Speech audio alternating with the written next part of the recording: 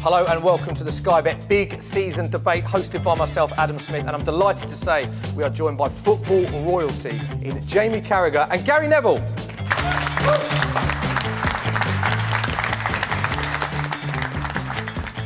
Okay, let's open it up to questions from the floor. Adam Mckola, there is a microphone over your head, so I believe we'll start with you. What would you like to ask Gary or Jamie? So Gary, you mentioned Newcastle earlier, and you mentioned how when results go badly, people start to turn on who's in the director's box and stuff like that. We've obviously seen it on social media in the last 12 months with United, and having now sold Lukaku, recouped a lot of money, only really spent 50 to 70 million this summer. Last summer we signed Lee Grant, Delo and Fred. So the last two summer transfer windows haven't been great. Whilst I'm happy with not getting players just because they want the money, are you worried that the failure to back Ollie properly this window will result in us ending up sacking another manager? And after Woodward and Glazers keep sacking managers, the attention's obviously going to turn to them. I think there's a number of different facets to what you've just said. I think what the club have realised, I think what the Glazers have realised, and probably Ed Woodward's realised in the last probably 18 months, is that they've stopped saying yes to managers. They stopped saying, I mean, Jose wanted to sign, I forgot the Bayern Munich centre-half's name, Boateng, for 50 million quid. I probably would have blocked that one myself, I think, if I was an owner of a football club. Bayern Munich don't let anybody go that's half decent. And we've been burnt on Schweinsteiger. They obviously didn't want to pay the money for Maguire at the time. It's cost them more in the end. I think the club are changing policy with the same people. Spending money. No, we can throw money at things, but there has to be a structure and a way you do things. No, but I think, to be fair, for the first time this summer, it feels like at least there is a profile of player that it looks like they're going for. They announced it at the end of the season they were going to sign young players that were more fitting of what United were doing in the past. I don't disagree with what they've done this summer. Manchester United were never going to get the best player in the world or the top 10 best players in the world this summer. They weren't going to come. No, we weren't. But we've sold Lukaku, we've lost Herrera, we've lost Fellaini. And whilst we've... Have we lost... Have we lost them? I don't feel like I've lost anything. I think we've lost Lukaku in terms of a player that I want to see starting for United. But we've lost 15 to 20 goals there. I think if Diabala had given them really good signs, I think I want to come to play for United, I think they would have signed him. I think they would have signed Diabala. I think they would sign players. I genuinely don't think the money is not there now. I think the money's there. I think that what they've said is, we're not going to spend it on 32-year-olds anymore. I think the money's there. I think if, say, for instance, if Varane came up at 130 million, I think they'd sign him tomorrow. Yeah, we've got the money, but it's the way we're spending it. And in Ed Woodward, we've got someone that I feel doesn't know, is not trusting anybody around him to spend it. You've heard my opinion on him for the last 12 months. I agree with what your opinion is on him. Well, let me finish then. My point is, you've heard my opinion on Ed Woodward the last 12 months. I do think United need a real football expertise in the boardroom who can control recruitment. I do think now, to be fair, it looks like they have made better decisions this summer, irrespective of the fact of whether they've spent money or not spent money. You know, losing Herrera, losing Fellaini, getting Lukaku out of the club. Lukaku was 105 kilograms. He admitted himself he was overweight. Now, if you're telling me that Romelu Lukaku can... He only come out and give him stick when he'd landed in Milan. No, to be fair, I think there's 3 or 4 players that the club would like to get rid of. I think there's 3 or 4 players Ollie would like to get rid of. I think getting rid of them all at once, though, would weaken the club and weaken the team for this season. So I think he's getting rid of them one at a time and he's bleeding them out of the club. So for me, you're not crying over Fellaini leaving. Herrera, to be fair, huffed and puffed, but there's loads of them around. He was our second best midfielder, and if you look at it now, what have we got? But there's loads of them around. There's loads of Ander Herreras around. He's nothing special, but honestly... But not at United.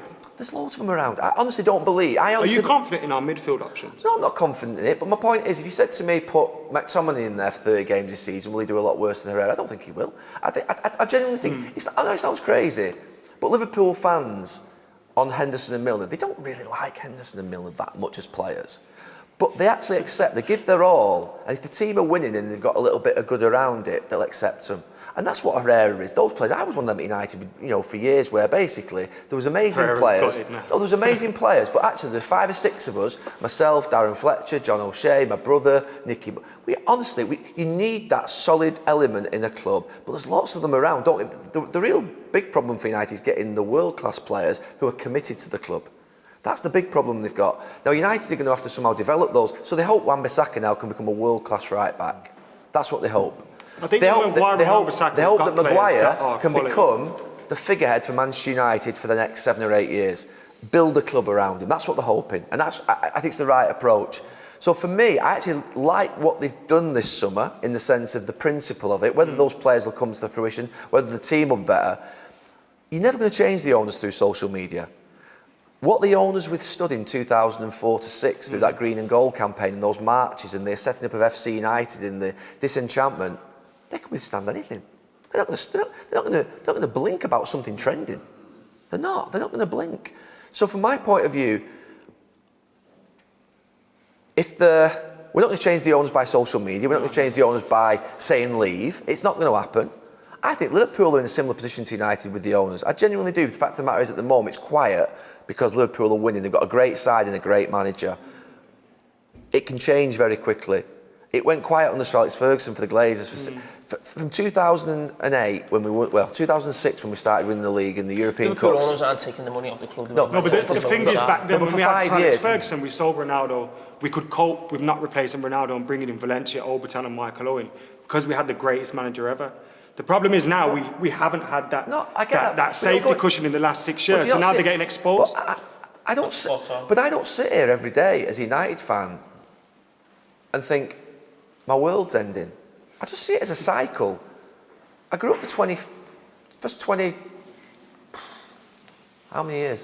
18 years of my life, I didn't see a league title at Manchester United. And the next 20 years was glorious. 25 years was glorious. It was like heaven. But now it's tough. But I don't sit here every day thinking, oh my God, if they don't win the league this year, if they don't do this year, if they don't get that player, well, where's the panic? Where's the panic? I don't panic about it. But is it not concerning when you see City and you see Liverpool and you even see Tottenham improving? No, it doesn't concern me. Our stadium's got leaks and needs painting and this, that. No, but it genuinely clubs. does not concern me because it can be corrected by a little bit of money on the stadium and good decisions in the boardroom and good decisions in the recruitment department. Have we got the people to make those decisions? What I'm saying to you is Liverpool, City, Tottenham, all these clubs have had poor recruitment policies over the last 25, 30 years at times. So United are going through one at the moment. Eventually they'll stumble upon the right recruitment system, the right recruitment people. They'll get a great manager, hopefully that's Ollie, and they'll start to win again. That's going to happen. I can guarantee you as clear as day, Manchester United will win again. They will win again, no problem. They'll win the league. They'll probably win the league before Liverpool, in my opinion. And that's not being disrespectful or anything. They'll probably win a league before Liverpool. You won't win a European Cup before Liverpool. Well, maybe not, but I think they'll win a league before Liverpool. They're more ripe, they're closer than you think, and it's not as bad as you think. That's always the way it is. And Liverpool, Salah's going to leave in the next 12 months. I can see it already. He knows. He won't say it. Liverpool, he won't say it. Is this a Man United question here? He won't say it. No, but what I'm saying to you is Salah will leave. Salah will leave. He will. I absolutely guarantee you because I can see it, you can feel it, you can smell it when you know a players like. But with United, we've always just we've tried not to focus on other people, look at ourselves, and I just feel like I like this guy. Can I just say we're seeing ourselves drop behind people. It's a brilliant question. I don't expect United to buy 10 players and spend £1 billion. But what I expect is a club that raises the amount of money that we do to act a little bit more diligently in the market, act a little bit more sensibly in the market than we have been for 6 years. I want you to do after this programme. I want you to go and get me your tweets after we signed Falcao and Di Maria that day. Mate, you should have the Adam, it's a great question. No, hang on a minute. Because to be fair, I know what his tweets were. Oh, it's unbelievable, it's amazing, it's great. Yeah. No, it was crap. Right? So do you know something? Sometimes you think some things are amazing and they're not, and sometimes you think things are a bit depressing. And actually, James, Wan-Bissaka, Maguire, and all of a sudden you might think, actually, it's quite. Mason Greenwood comes through. And just something, the first thing Manchester United have got to do as a fan is make the team like them again. I've got to like the team. Liverpool, City, the fans go to the game, they like the team. They like the manager. Manchester United now like the manager. Can we like the team again? You can't like the team when people are unprofessional, when people are basically saying they don't want to be here anymore, when their agents are demanding moves all over Europe. That's not happening at City and Liverpool. So get the principles and the culture right first. And that, to be fair, sometimes does come from the boardroom and the ownership, and sometimes it just comes from poor recruitment. I think it's a mixture of both. And that's my genuine opinion. But don't be in a rush.